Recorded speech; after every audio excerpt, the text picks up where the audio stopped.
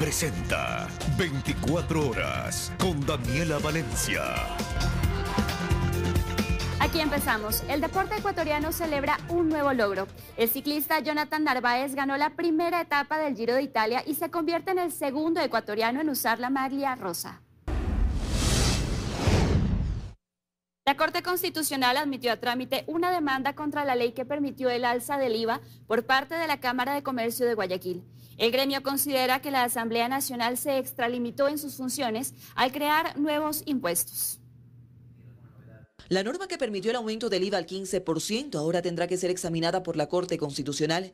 Esto después de que se admitiera a trámite una demanda de inconstitucionalidad contra la ley para el conflicto armado interno. La solicitud fue realizada por la Cámara de Comercio de Guayaquil, gremio que denuncia razones de forma y fondo de por qué esta normativa no cumple con la Constitución ecuatoriana para la creación y modificación de impuestos. Tenemos las razones de forma, porque para el proceso de creación de esta ley en particular, el presidente de la República presentó su iniciativa únicamente para el aumento del IVA en una tarifa del 15%. Sin embargo, en el momento en el que se tramitaba la norma, la Asamblea incorporó 2 contribuciones especiales y además estableció un aumento en la tarifa del ISD. Es decir, el gremio denuncia que la Asamblea Nacional se extralimitó en sus funciones al crear estos nuevos impuestos, mientras que en la denuncia de fondo, esto es lo que dice. El tema de que se está haciendo contribuciones retroactivas, porque recordemos que están haciéndose contribuciones del año 2023, entonces obviamente eso vulnera el principio de retroactividad de la ley. La Cámara pedía además que mientras la Corte Constitucional tenga un dictamen, se establecieran medidas precautelatorias, es decir, que se suspendieran los efectos de la ley, pero esto no fue aceptado. A decir de ambos expertos, si es que se llegara a declarar inconstitucional esta norma, estos son los posibles escenarios. La norma no existe, deja de tener efecto y será la Corte la que deba modular la sentencia. ¿En qué sentido? Puede ordenar la restitución de los valores a los contribuyentes como ha solicitado la Cámara de Comercio, o en su defecto puede ordenar que se realice una nueva normativa. Si hacemos unos cálculos de aproximadamente unos 60 días término, recordemos que son, sí, más o menos finales de junio, inicios de julio, estaríamos ya teniendo una respuesta por parte de Corte. Ahora la Corte Constitucional dio un término de 15 días para que la Asamblea Nacional, la Presidencia de la República y la Procuraduría General del Estado intervengan defendiendo o impugnando la constitucionalidad de las normas demandadas. Y tras hacerse oficial el acuerdo comercial entre China y Ecuador el pasado 1 de mayo, hay expectativas sobre todo en las exportaciones de Ecuador. Este noticiero entrevistó al embajador del gigante asiático en el país, quien califica como un hito histórico a este tratado de libre comercio. Se trata del acuerdo que convierte a Ecuador en el 4.º país de Latinoamérica en contar con un tratado de libre comercio con el gigante asiático, seguido de Chile, Perú y Costa Rica. Una noticia que desde la mayoría de sectores se celebra.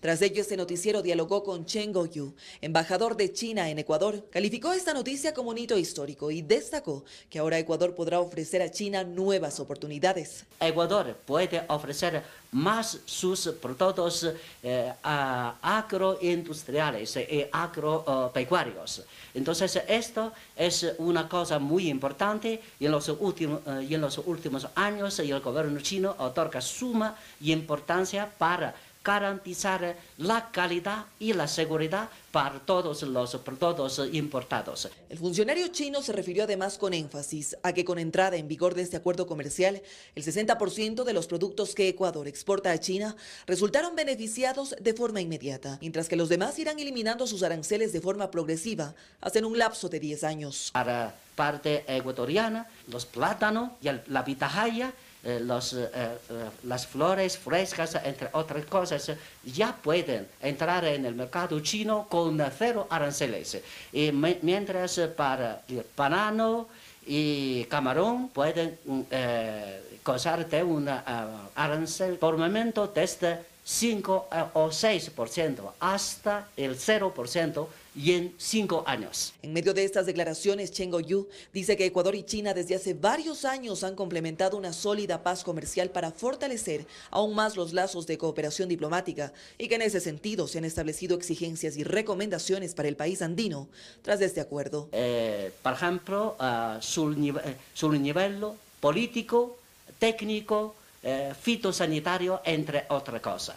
Y en este sentido, mi sugerencia personal es que sugerir todos los productores y exportadores de su país para haber consultación directa o indirecta con algunas empresas grandes, medianas de su país, en modo particular con algunos gremios. Recordemos que China es el segundo mercado de las exportaciones de Ecuador y el primero de los productos no petroleros. En 2023, por ejemplo, el valor de las exportaciones de Ecuador a China alcanzó los 5.673 millones de dólares. Y el volumen de intercambio entre los dos países alcanzó más o menos 13,6 mil millones de dólares. Las expectativas tras este acuerdo es que las exportaciones de Ecuador logren superar las cifras, explica el funcionario chino. Es decir, que generen entre 3.000 y 4.000 millones de dólares adicionales al año. Eso además que generará de forma inmediata 11.000 nuevos puestos de trabajo. La importación de gas natural es una de las propuestas del gobierno para paliar la crisis energética. La inversión ascendería a más de 14 millones de dólares mensuales, aseguran expertos, por los que no descartan la posibilidad de aumentar la producción nacional. Con un déficit de al menos 1.000 megavatios y una crisis energética que, si bien ha disminuido, aún no termina. Uno de los desafíos del gobierno es conseguir gas natural de forma rápida y a un costo que beneficie al país. Actualmente, el Campo Amistad, que alimenta con gas a la central Termogas Machala, produce 20 millones de pies cúbicos de gas natural al día. Lo óptimo sería al menos 60 millones. Por lo tanto, analistas aseguran que la opción más rápida para eliminar este déficit y mejorar la producción de Termogas Machala es importar gas en estado gaseoso desde Perú. En buques se transportaría desde Talara, la región de Perú, que está relativamente cerca al Golfo de Guayaquil. Eso llegaría a Campo Amistad. Correcto, el Campo Amistad. En Campo Amistad, ubicado en el Golfo de Guayaquil, se tendría que combinar el gas importado con el que se produce localmente para luego enviarlo a Termogas Machala mediante un gasoducto, agota el experto. Aunque primero se debería hacer una prueba de compatibilidad para evitar daños en la infraestructura. La importación mencionada tendría un valor aproximado de más de 14 millones de dólares mensuales, que servirían para una generación de 410 megavatios. Mientras que habrá momentos en los que no se requiere de tanto gas y se aprovechará más bien el recurso hídrico, que no es este caso. Es decir, importar gas natural es más económico que comprarle energía a Colombia. Durante la época de estiaje, Ecuador gastó 80 millones de dólares mensuales en la compra de 200 megavatios al país cafetero. Analistas recalcan no dejar de lado la posibilidad de aumentar la producción nacional de gas natural. Esta alternativa sería la más económica, pues tendría un costo de 6 millones de dólares mensuales. Para esto se requiere que los 17 pozos de Campo Amistad estén operativos. Hoy en día solo 5 están funcionando, los 12 restantes requieren de mantenimiento y para hacerlo se necesita maquinaria procedente de Medio Oriente, que de acuerdo a los expertos tardaría meses en llegar al país. Mientras tanto se podrían ejecutar trabajos menores para la estimulación de pozos. Esto apenas tardaría semanas, recalca otro especialista. Expertos en materia energética ponen como ejemplo al modelo uruguayo para salir de la crisis en el sector. Entre sus propuestas a corto plazo está incluir a la empresa privada para generar energía. Hace más de 10 años, Uruguay y Ecuador iniciaron su cambio de matriz energética. La diferencia entre ambos es que el primero en 14 años logró tener un cambio de energía limpia, mientras que nuestro país, en cambio, ensució su energía con corrupción y nos llevó a la actual crisis. Puntos claves que para la presidente del Colegio Regional de Ingenieros Eléctricos, Caterine Pasos, hicieron que tan solo desarrollemos una fuente de energía sostenible, en tanto que Uruguay al menos 5. Uruguay no solamente se abastece el 100% de su demanda con energías renovables, sino que exporta en tiempos de sequía a Brasil y Argentina, que son los países vecinos. Uruguay usa 0 energía térmica, reemplazándola así por energía eólica, fotovoltaica, geotérmica y de biomasa. Esta última ayuda a disminuir considerablemente los gases de efecto invernadero y reemplaza el diésel. Viene sea de animales, de plantas, que viene también incluso de la basura. Entonces, esta es transformada para generar un biocombustible. Pero ¿será posible replicar este modelo a corto plazo? Darío Dávalos, analista en política energética, afirma que no. Necesitamos enfocarnos en un plan de mediano y corto plazo porque la construcción de estas instalaciones no son inmediatas y pueden durar entre alrededor de 3 y 5 años. No obstante, indica que una de las opciones más factibles, acorde al contexto económico y la necesidad debido a la crisis, estaría en la participación de la empresa privada mediante la autogeneración de energía, a cambio de compensaciones. Para el efecto tiene que tener una tarifa amigable. Esto sin lugar a dudas nos lleva a que haya una revisión de cuál es el rol del subsidio que juega allí. Asimismo, ambos expertos coinciden que conforme al modelo uruguayo, Ecuador podría ir corrigiendo deficiencias de carácter administrativos y normativos para dar confianza e iniciar inversiones público-privadas. La Ley de Protección de Datos Personales está vigente desde 2021. Las empresas privadas que incumplan el reglamento podrían recibir multas de hasta el 1% de su facturación neta mensual y los funcionarios sanciones de hasta 10 salarios básicos unificados. Desde marzo, Ecuador cuenta con el primer superintendente de datos personales. Se trata de Fabricio Peralta. Él es el encargado de controlar el cumplimiento de la Ley de Protección de Datos vigente desde mayo del 2021. Esta normativa tiene como objetivo garantizar el derecho de los ciudadanos de saber cómo las empresas hacen uso de la información personal. Para esto, expertos laborales aseguran que las compañías deben entregar un documento a los clientes para que ellos conozcan dónde va a ser compartida su referencia personal. Porque no significa que no se puede dar cierto tratamiento a los datos, como por ejemplo transferirlos entre compañías de un mismo grupo económico, etcétera, etcétera, pero tiene que ser consentido por la persona propietaria de los datos, no tiene que ser arbitrario. Y en caso de que la empresa comparta los datos sin autorización, el titular de la información puede acogerse al derecho de acción de eliminación de referencias personales. La compañía tendrá 15 días para hacerlo.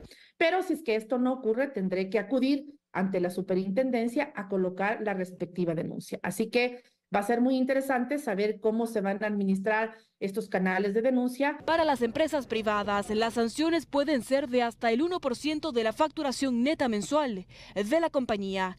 Y en caso de las empresas públicas, las multas van dirigidas al funcionario que maneje la información personal de los usuarios. Aquí la sanción puede tener un valor equivalente a 1 o 10 salarios básicos unificados. Abogados destacan que en la ley también se establece el derecho a la rectificación y actualización de la información. Esto aplica para aquellos ciudadanos que han tenido infracciones penales. Y 1 de cada 2 niños y niñas menores de 5 años es maltratado en Ecuador. Esto es parte de las escalofriantes cifras reveladas por UNICEF. María Fernanda Utreras con la información. América Latina es considerada la región más violenta del mundo para los niños. En Ecuador, por ejemplo, las cifras de violencia infantil son alarmantes. 1 de cada 2 niños y niñas menores de 5 años sufre maltrato físico o psicológico en el hogar. 6 niñas de 10 a 14 años dan a luz cada día. Según cifras reveladas por UNICEF, estos nacimientos son producto de violencia sexual. Mientras tanto, los homicidios contra niños, niñas y adolescentes aumentaron en un 700% desde 2019 a 2023. Solo el año pasado se registraron 770 homicidios contra niños y niñas y adolescentes. Y por si fuera poco, este número aumentó en niños de 0 a 4 años de edad, con 248 asesinatos. Pero la inseguridad también es parte de estas consecuencias. Según una encuesta de YouReport Ecuador, en 2023, 1.012 de 22.674 adolescentes encuestados afirmaron conocer personas cercanas que han sido reclutadas por grupos delincuenciales. El Pacto por la Niñez y Adolescencia da algunas recomendaciones. Esta invisibilización del tema de la niñez y adolescencia en las políticas públicas es uno de los temas más graves que está pasando en este país. Los niños están fuera de la agenda política. Hay que priorizar el tema de la inversión social en la niñez. ¿Dónde está ese plan de prevención del reclutamiento de chicos al crimen organizado?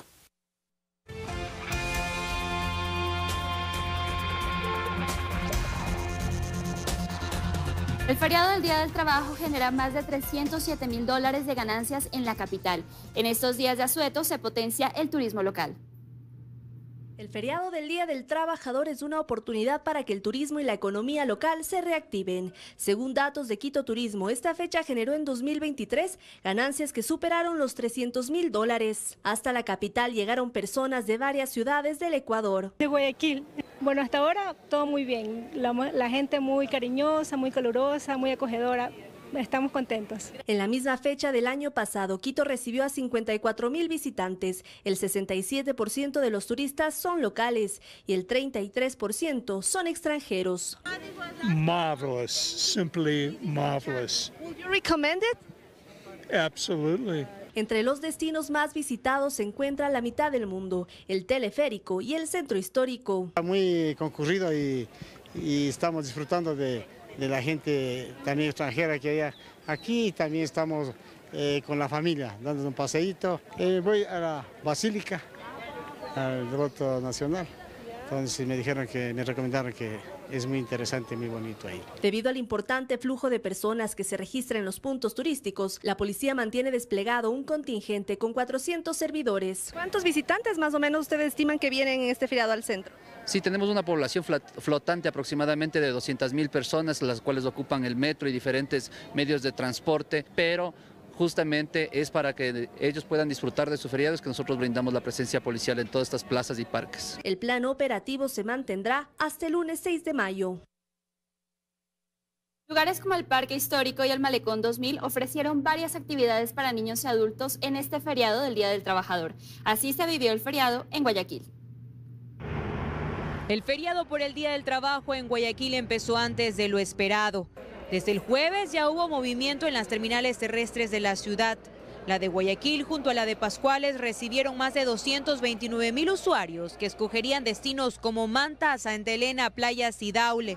Esta cifra representa un aumento de 26.000 pasajeros en relación al mismo feriado en 2023. Pero hubo quienes prefirieron quedarse en la ciudad y hacer turismo local. Lugares como el Parque Histórico y el Malecón 2000 ofrecieron varias actividades para niños y adultos, además de su variada gastronomía y comercio. Hoy recién salimos, estamos aquí en el Malecón, en La Perla, luego vamos a ir al Cerro y a Puerto Santa Ana, pero igual aprovechando las atracciones que tiene la ciudad para poder compartir con mi familia. Visitantes desde Colombia también llegaron hasta el puerto principal y aunque su visita se debe a un torneo de béisbol, aprovecharon su día libre para recorrer los lugares turísticos de la ciudad. Me parece una ciudad muy excelente, muy bonita, el Malecón lo tienen fantástico, ¿para qué? Una ciudad organizada. Según datos del Ministerio de Turismo, en este feriado del Día del Trabajo en Guayas, la mayor cantidad de participación la tienen turistas nacionales. De hecho, el año pasado hubo una ocupación hotelera del 41%, siendo el 81% turistas nacionales y 19% turistas extranjeros. Por otro lado, destinos costeros cerca de la ciudad como Playas y Salinas fueron los más visitados. Para llegar a esta se debe pasar por el peaje ubicado a la altura de Chongón en la vía La Costa. Este mismo espera que 70.000 carros lo crucen hasta el final del feriado. Y este feriado en la ciudad de Esmeraldas recibe a turistas y visitantes con una amplia agenda de actividades. La Policía Nacional realiza patrullajes y operativos en diferentes lugares de esta provincia. Hacemos contacto con Gregory Rosero para que nos cuente más detalles. Hola, Gregory. ¿Qué tal, compañeros en estudios, amigos televidentes en casa? Buenas noches, así es. A esta hora yo me encuentro acá en el malecón de la playa Las Palmas de la ciudad de Esmeraldas, donde cientos de turistas han llegado hasta acá, hasta las 11 playas de la provincia para disfrutar de estos días de asueto. Sobre estos y más detalles nosotros les contamos más en el siguiente video. Veamos. Esmeraldas, Atacames y Tunsupa son los principales destinos turísticos que visitantes nacionales y extranjeros escogen para disfrutar de sus días de asueto. Primero salir con la bendición de Dios, a disfrutar en familia y con eso. Ahorita, en la actualidad, está mejor, porque ya las personas podemos salir, ya se ve más fluencia de personal en las calles. ¿Se sienten más seguros? Sí. Estos son los favoritos de quienes gustan gozar junto a su familia y amigos de los balnearios de la provincia verde. Bueno, según se ve, estoy viendo que sí hay seguridad, pero lo que no hay mucha gente, no hay turismo. En materia de seguridad, la policía y las Fuerzas Armadas se mantienen realizando controles en los 11 balnearios y en los ejes viales de ingreso y salida de la provincia. Esto para precautelar la seguridad de los ciudadanos y visitantes. Nos encontramos ejecutando operativos antidelincuenciales en sitios focalizados y además en los principales ejes viales de esta provincia, como son Esmeraldas Quinindé, Esmeraldas Pedernales y Esmeraldas Vita. ¿Podremos decir que ahora Esmeraldas está en paz? Por supuesto, con estas acciones nosotros ratificamos nuestro compromiso con la sociedad, velando permanentemente por la seguridad ciudadana y el orden público. Según las autoridades, con el despliegue de 2.388 uniformados en distintos puntos estratégicos, las zonas turísticas se considerarían seguras. Y bien, de esta manera es como se vive el feriado del Día del Trabajador acá en la provincia de Esmeraldas. Son cientos de turistas los que han llegado hasta las distintas playas y distintos balnearios. Además, la Policía Nacional ha desplegado a todo su contingente en puntos estratégicos y en ingresos y salida de la ciudad para precautelar la seguridad de los visitantes. Sin duda alguna, este feriado es una reactivación económica importante para los pequeños y grandes comerciantes. Es la información que se genera hasta esta hora de la noche, amigos. Mientras ustedes continúan con más en Estudios Centrales, una excelente jornada para todos. Una buena noche para ti, Gregory. Y ahora cambiamos de tema. La Comisión Anticorrupción exigirá que se revierta la venta del Hotel Quito en favor del Seguro Social. Documentos desaparecidos, oscuridad en la transacción y precio discutible serían, entre otras, las razones para pensar en una venta irregular de un patrimonio que no se debió negociar. Desde la Comisión Anticorrupción prefieren ver el problema desde la raíz. Está claro que el Hotel Quito es un bien patrimonial y que pertenecía a los afiliados y ha sido parte del ornato de Quito por más de 60 años. No obstante, desde el Banco del IES en 2016, hubo un personaje que se jugó por la empresa China Road and Bridge Corporation, CRBC, y le vendió este emblemático hotel de Quito, todo en medio de una oscura transacción llena de vicios, dice Germán Rodas, coordinador de la comisión. Por un lado, se haría justicia con el IES, que fue arrancado de su pertenencia por la acción de este señor Espinosa, y en segundo lugar se va a precautelar ese bien patrimonial. Y no es un tema menor. En el Consejo Directivo del IES, los vocales han logrado coincidir en la necesidad de investigar el fondo de esta venta. Hay un informe de Contraloría que al parecer no detectó irregularidades, pero claro, el informe está firmado por el contralor prófugo y condenado en Estados Unidos, el que trabajó por 10 años para el correísmo obviando las irregularidades de los suyos. Lo hace notar la vocal María de los Ángeles Rodríguez en una entrevista en FM Mundo. Pero no tiene ningún indicio de responsabilidad. Y nosotros, la información que hemos tenido, le hemos mandado ya a Fiscalía. Y por el otro lado, sabemos que también la pelotita está en cancha del Instituto Metropolitano de Patrimonio, que le han pedido que tiene que actualizar la ficha patrimonial. De ahí que revertir una venta abiertamente cuestionada e irregular es el camino que se plantea por parte de quienes, no de ahora, han seguido de cerca este proceso. Hubo obscuridad, actos irregulares, le quitaron el precio real al hotel, plantear que Fiscalía recupere la información indispensable para actuar frente a un hecho que ha sido gravísimo en la historia de la ciudad. Y si bien una eventual reversión de la venta tomará tiempo, por ahora es claro que no cabe construcción alguna en lo que se considera un bien patrimonial en todo su conjunto, aunque así no lo vea el alcalde de la ciudad. El predio de los parqueaderos del Hotel Quito no es una edificación patrimonial. El predio del hotel sí. Correcto. Ya, entonces habrá que distinguir. No te da para que, por ejemplo, el predio del parqueadero tenga un nivel de protección. Sin embargo, el propio Ministerio de Cultura, como parte del directorio del Instituto Nacional de Patrimonio Cultural, reconoce esta condición y se habla de un complejo patrimonial, no solo del hotel como edificación. Reconocemos el valor patrimonial e histórico del complejo arquitectónico y paisajístico Hotel Quito en su integridad, en su totalidad. No es un hotel con unos bloques de concreto nada más, sino supone un complejo paisajístico que hay que resguardar. Al final, se trata de una lucha que trasciende a las autoridades de turno, un propósito de ciudad y sus habitantes que crecieron con este como el emblemático Hotel de Quito, entregado a manos privadas en medio de una oscura transacción, ejecutada por un funcionario que no discriminó nada.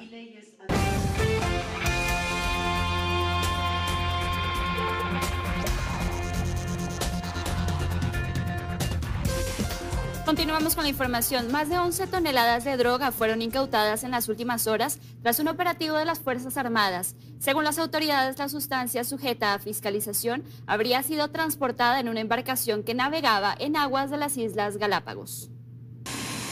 En estos costales de colores se halló la gran cantidad de sustancias sujetas a fiscalización que finalmente fueron trasladadas en el avión de las Fuerzas Armadas. Se trata de más de 11 toneladas de droga que en 2 operativos en la región insular pudieron ser localizadas. Se han incautado un total de 11.5 toneladas de sustancias sujetas a fiscalización, las cuales que en un avión de la Fuerza Aérea Ecuatoriana han sido trasladadas desde San Cristóbal hasta acá Quito para ser entregada a la entidad correspondiente para que continúe con los trámites que esta sustancia conlleva. Según las autoridades, las 11.5 toneladas de droga estaban valoradas en más de 200 millones de dólares. La misma pretendía salir del país por alta mar para ser distribuida a otros continentes. La Fuerza Aérea Ecuatoriana, a través de su cuenta oficial de la red social X, informó que la droga fue trasladada a Quito en su avión C-130 para el procedimiento respectivo, es decir, su destrucción. Las Fuerzas Armadas, tanto en la región insular, en la sierra, en el oriente, en la costa, se encuentran trabajando 24 horas, 7 días para continuar con esta lucha al narcotráfico, también para fortalecer la misión de las Fuerzas Armadas y apoyar a la seguridad del Estado. Según la Policía Nacional, este último caso deja varias personas detenidas. Esta incautación se suma a otras realizadas en este mismo año en Galápagos. El pasado 23 de abril, por ejemplo, la Armada logró con el decomiso de 1 tonelada de cocaína, la misma que era transportada en una embarcación a 110 millas náuticas de la isla San Cristóbal. Por este caso, en cambio, otras 3 personas más fueron detenidas.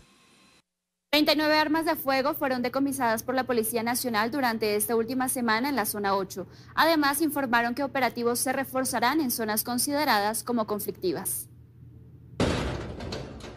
Varios operativos se realizaron en horas de la madrugada de este viernes en Durán y en el centro de la ciudad de Guayaquil. 4 personas fueron detenidas. Una de ellas mantenía una boleta vigente por violación. Dentro de los operativos que se realizó hoy en la madrugada se logró la aprehensión de objetivos de intermedio valor pertenecientes a los GDOs, los Latin King.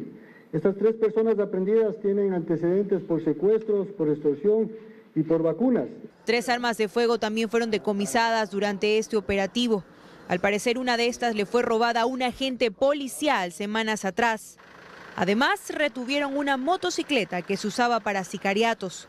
Este tipo de operativos con el decomiso de armas de fuego, de municiones, de motocicletas, nos permite tener un debilitamiento de estas estructuras causantes de varios hechos delictivos en este sector. En otra locación, una mujer fue aprehendida, ya que en su poder se encontraron 3 armas de fuego. Según información policial, estas eran alquiladas a grupos delictivos. Estas armas de fuego, de acuerdo a lo que tiene la línea investigativa, se habían conocido que serían alquiladas por los grupos delictivos como los choneros y águilas. Según la Policía Nacional, 39 armas se han retenido en la zona 8 durante esta última semana. 4 armas largas y 35 armas cortas. Guayas, Manabí y Los Ríos son las provincias con más casos de plagas en locales de comida y supermercados. La Agencia de Regulación, Control y Vigilancia Sanitaria, ARCSA, ha realizado más de 15.000 operativos nacionales en lo que va del año. Cucarachas que se alojaban en el marco de una puerta o debajo de un microondas, agua emposada y una cocina sucia. Es lo que se pudo observar en el último operativo realizado este jueves por la Agencia de Regulación, Control y Vigilancia Sanitaria, ARCSA. Esto en un local de venta de comida ubicado en el centro de la ciudad de Guayaquil. Con este suman alrededor de 15.000 operativos a nivel nacional en lo que va del año. Además, en Guayaquil, Durán y San Borondón han realizado 8.000 operativos en este cuatrimestre. Los cuales tenemos un grupo en específico de técnicos, los cuales hacen la verificación en estos 3 cantones de lunes a viernes. Los casos llegan a través de denuncias de usuarios en la aplicación ARCSA Móvil o de las denuncias que se realizan en sus redes sociales oficiales. Una aplicación bastante amigable en el cual justamente se puede ingresar los datos del establecimiento o del producto que tiene el incumplimiento. Hasta puede dar la geolocalización para que sea para nosotros como ARSA mucho más fácil dirigirnos al establecimiento y realizar el control o la denuncia justamente que nos ha ingresado por este medio. Además, nos dieron a conocer algunos de los parámetros que se miden en las inspecciones. Y en primer lugar están los permisos de funcionamiento. Luego, las condiciones sanitarias. Aquí se incluye el control de plagas, el estado de utensilios de cocina, el orden y la limpieza en general, los olores del local y el uniforme de los trabajadores. Por medio justamente de este tipo de observaciones que procedemos a hacer la respectiva clausura temporal del establecimiento hasta que se proceda al proceso sancionatorio justamente y concluir con una sanción.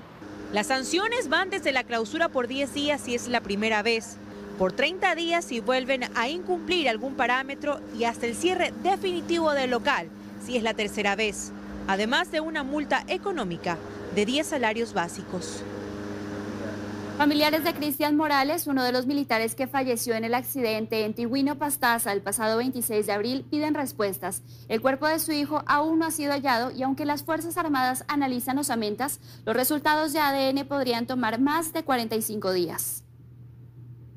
Yo les entregué a mi hijo y sabía los riesgos que corría, pero no pensé que me iban a dejar en este abandono que me tienen. Nancy es la madre de Cristian Morales, uno de los 5 militares que falleció en el trágico accidente de helicóptero ocurrido en Pastaza el pasado 26 de abril. En la aeronave que transportaba ayuda humanitaria para las comunidades de la zona, se trasladaban 8 personas, pero las Fuerzas Armadas han logrado identificar solo el cuerpo de 5 de ellos. Pero yo estaba en la Shell esperando el cadáver de mi hijo. Entonces, nunca llegó. Al último le dijeron a mi esposo que no era mi hijo y que mi hijo estaba desaparecido. Restos óseos encontrados en el punto del accidente fueron llevados a medicina legal, pero los resultados de ADN podría tomar hasta 45 días. Yo necesito que traten de agilitar lo más que puedan esto del ADN para que no sea tan largo.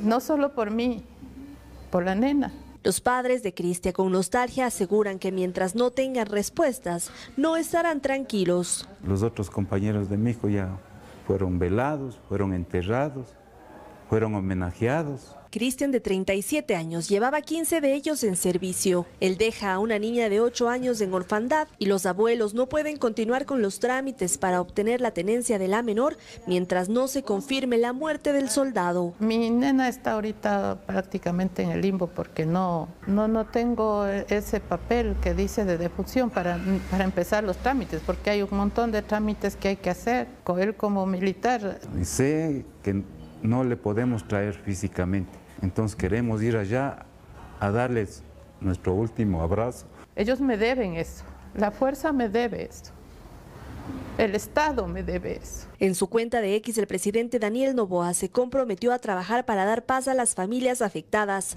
Hoy ellos piden que se cumpla esa promesa.